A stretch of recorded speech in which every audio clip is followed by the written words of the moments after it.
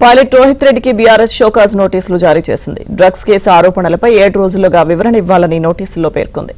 Party కార్యక్రమాలకు దూరంగా ఉండాలని ఆదేశించింది.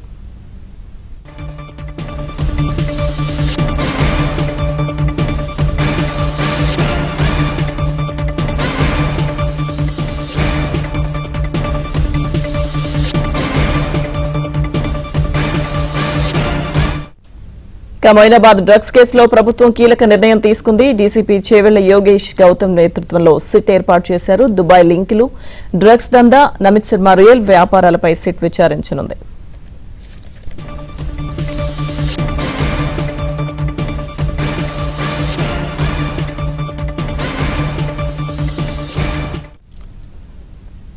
పైలట్ రోహిత్ రెడ్డికి బీఆర్ఎస్ షోకాజ్ నోటీసులు జారీ చేసింది. పూర్తి సమాచారం మా ప్రతినిధి నరేష్ అందిస్తారు.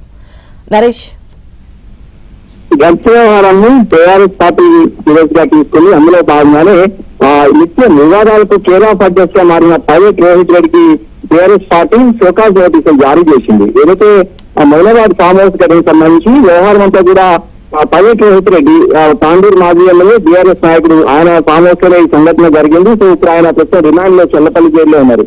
సో ఇందులో భాగంగానే పార్టీకి ఆయన వ్యవహరిస్తున్న తీరు పట్ల పార్టీకి చెడ్డ పేరు వస్తుంది, ప్రజల్లో చులకనవుతుంది. ముఖ్యంగా రాజకీయ ప్రత్యర్థులు విరుచుకుపడుతున్నారు. బీఆర్ఎస్ పార్టీ టార్గెట్ గా అతని మీద సస్పెండ్ చేయాలి, అతన్ని పార్టీ నుంచి బహిష్కరించాలనే దాని మీద. అదేవిధంగా బీఆర్ఎస్ పార్టీ వర్కింగ్ ప్రెసిడెంట్ అయితే అధికార కాంగ్రెస్ పార్టీ టార్గెట్ చేసింది డ్రగ్స్ వ్యవహారంలో. ఇందులో భాగంగానే పైలట్ రోహిత్ రెడ్డి చేసిన వ్యవహారాలన్నీ కూడా పార్టీ మెడకు చుట్టుకున్నాయి. గతంలో కూడా ఎమ్మెల్యేల కొనుగోలు వ్యవహారం సంబంధించి కూడా అప్పట్లో పైలట్ రోహిత్ రెడ్డి ఫామ్ వస్తే వార్తల్లో నిలిచింది.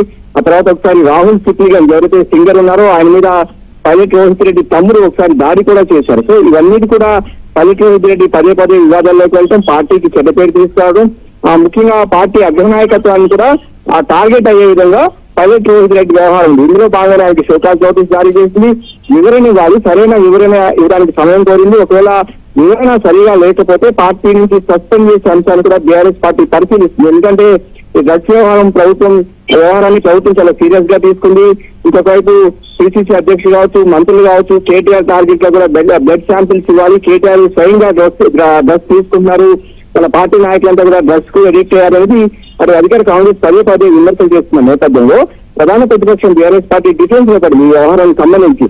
సో ఇప్పుడు కనుక పైలట్ రోహిత్ రెడ్డి మీద చర్యలు తీసుకోకపోతే పార్టీకి తీవ్ర నష్టం వాటిల్లుతున్న సీనియర్ల సలహాలు సూచనల నేపథ్యంలో ఆయనకైతే షోకాజ్ నోటీసులు జారీ చేశారు. ఆయన వివరణ కోరింది. సరైన సమాధానం ఇవ్వకపోతే మాత్రం ఖచ్చితంగా పార్టీ నుంచి కూడా ఆయన సస్పెండ్ చేసే అవకాశం ఉందనేది బీఆర్ఎస్ వర్గాల సమాచారం. ఏదైనప్పటికీ కూడా ప్రస్తుతం డ్రగ్స్ వ్యవహారం అటు అధికార కాంగ్రెస్ ప్రధాన ప్రతిపక్షం బీఆర్ఎస్ మధ్య మాటలు యుద్ధానికి కారణమైంది. సో పైలట్ రోహిత్ రెడ్డికి అయితే బీఆర్ఎస్ పార్టీ షోకాజ్ నోటీసులు అయితే జారీ చేసింది. Okay Naresh, thank you.